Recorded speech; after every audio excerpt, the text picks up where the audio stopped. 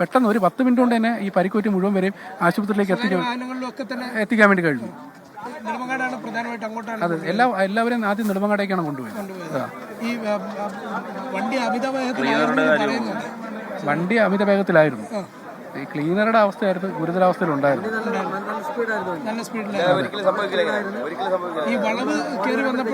ഈ വളവ് കയറി വന്ന സമയത്താണ് വണ്ടി, എനിക്ക് നേരെ ഓപ്പോസിറ്റ് ഒരു വണ്ടി വന്നിട്ടുണ്ടാവും. ഇയാൾ വീശിയെടുത്ത സമയത്തായിരിക്കണം ഈ വണ്ടി മറിഞ്ഞത്. അതുപോലെ ഈ വിവരം അറിഞ്ഞ ഉടൻ തന്നെ മന്ത്രി ജി.ആർ. അനിലിനെ ബന്ധപ്പെട്ടു. നമ്മുടെ ജില്ലാ ആശുപത്രിയിലും മെഡിക്കൽ കോളേജിലും വേണ്ട സജ്ജീകരണങ്ങളെല്ലാം ഏർപ്പെടുത്തി ആംബുലൻസിനെ മുഴുവൻ സജ്ജമാക്കി നിർത്തി. അങ്ങനെ നമ്മുടെ സർക്കാരിൻ്റെ എല്ലാ മെഷീനറിയും അപ്പം തന്നെ ചലിപ്പിച്ചാണ് ഇവിടെയും KSCB-യും ഫയർഫോഴ്സും പോലീസും അപ്പം തന്നെ രംഗത്തെത്തി. നാട്ടുകാരുടെ വലിയൊരു സഹായം.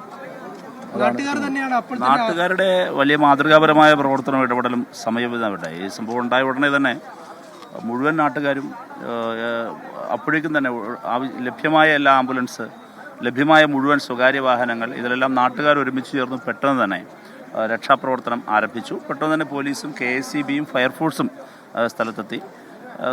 പിന്നീടാണ് ബാക്കിയുള്ള കോർഡിനേഷൻസ് എല്ലാം നല്ല നിലയിൽ തന്നെ നടന്നു. ഒടുവിൽ അപ്പോൾ ഇവർക്കെല്ലാവർക്കും ഒരു കാര്യം ഉറപ്പായിരുന്നു, കുറേ പേര് ഈ താഴെ ഓടയ്ക്കടിയിലേക്ക് പോയിരുന്നു. ഓടയ്ക്കടിയിൽ നിന്നാണ് കുറേ ആളുകളെ ഇവർ രക്ഷപ്പെടുത്തി എടുത്തത് ഇവിടെ നിന്ന്. അതോടൊപ്പം തന്നെയാണ് ഈ വാഹനത്തിനകത്തുനിന്ന് വെട്ടിക്കയറി വാഹനത്തിനകത്ത് കയറിയിട്ടാണ് വെട്ടിപ്പൊളിച്ചെടുത്തത്. ഇതിലൊരു സംശയം മാത്രമാണ് ഉണ്ടായിരുന്നത്, ഈ വാഹനത്തിനടിയിൽ ഇനി ആരെങ്കിലും ഉണ്ടായിരുന്നു എന്നുള്ളതാണ്. അപ്പോഴാണ് ക്രെയിൻ വിളിച്ചു വരുത്തി ക്രെയിനിൻ്റെ സഹായത്തോടെ ഇപ്പോഴും ഉയർത്തിയത്. അപ്പോൾ പ്രാഥമിക ധാരണ ശരിയാണെന്ന് തെളിഞ്ഞു. വാഹനത്തിനകത്തോ വാഹനത്തിനടിയിലോ റോഡിലോ ഓടയിലോ ഒന്നും തന്നെ ആരും തന്നെ ഉണ്ടായിരുന്നില്ല. അതായിരുന്നു ആദ്യം പ്രതീക്ഷിച്ചിരുന്നത്. അത് തന്നെ ഉയർത്തിയപ്പോഴും അത് സ്ഥിരീകരിക്കാനായി. എല്ലാവരെയും പെട്ടെന്ന് തന്നെ ആശുപത്രിയിലേക്ക്. ഇപ്പോൾ മന്ത്രി ജി.ആർ. അനിൽ മെഡിക്കൽ കോളേജിൽ നിന്ന് വന്നവരുടെ പരിക്ക് അപകടകരമാവുന്ന അവസ്ഥയില്ലെന്നാണ് ഡോക്ടർ പറഞ്ഞ മറുപടി.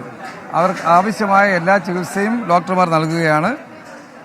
ഞാനും അതുപോലെ തന്നെ ബന്ധപ്പെട്ട ഗവൺമെന്റിന്റെ കളക്ടറും അടക്കമുള്ള എല്ലാ പേരും ആവശ്യമായ നിർദ്ദേശം കൊടുത്തിട്ടുണ്ട്.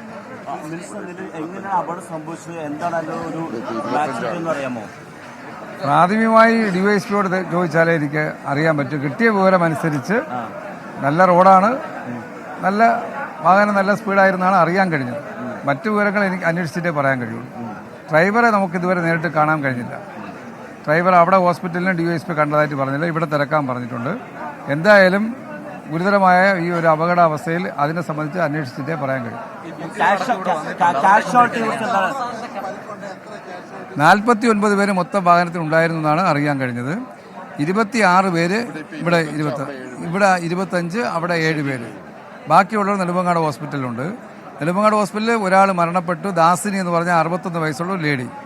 മറ്റ് ആരും തന്നെ ഗുരുതരമായ അവസ്ഥയിൽ അവിടെയില്ല. ഒരുവിധമുള്ളവരെല്ലാം ഇനി അയക്കുകയാണ് ഉണ്ടായത്. ഇവിടെ ഡോക്ടർ പറഞ്ഞത് ആവശ്യമായിട്ടുള്ള അറ്റൻഷൻ നൽകുന്നുണ്ട്. അപകടകരമാവുന്ന അവസ്ഥ പറയാൻ കഴിയുന്ന അവസ്ഥയിലുള്ള ഒരു വിഷയവും ഇവിടെ ശ്രദ്ധയപ്പെടുത്തിയിട്ടുണ്ട്. കഴിയുന്ന കുട്ടികളുടെ മാർക്കെങ്കിലും അപകടകരമായ അവസ്ഥ, അങ്ങനൊരു അവസ്ഥ ഇതുവരെ പോലീസോ ഡോക്ടേഴ്സോ പറഞ്ഞിട്ടില്ല. ആശ്വാസകരമാണ് മന്ത്രിയുടെ വാക്കുകൾ. ഇതുവരെ നമ്മുടെ മുന്നിൽ അങ്ങനെ ഒരു വിഷയം വന്നിട്ടില്ല. ആദ്യമായിട്ടാണ് ഒരു ബസ് മറിയുന്ന അവസ്ഥ. ഗുരുതരാവസ്ഥ എന്ന് പറഞ്ഞ് അങ്ങനെ ഒരു അപകടാവസ്ഥയെ കുറിച്ച് ആരും തന്നെ ഡോക്ടേഴ്സ് പറഞ്ഞില്ല. ആ ചികിത്സ നടന്നുകൊണ്ടിരിക്കുകയാണ്.